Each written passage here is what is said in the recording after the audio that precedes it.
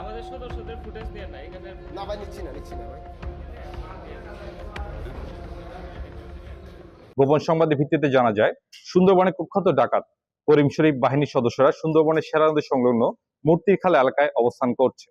প্রাপ্ত তথ্যের ভিত্তিতে আজ 12ই মার্চ 2026 তারিখ বৃহস্পতিবার সকাল 6টায় কোস্টগার্ড বেস মংলা কর্তৃক উক্ত এলাকায় একটি বিশেষ অভিযান পরিচালনা করা হয়।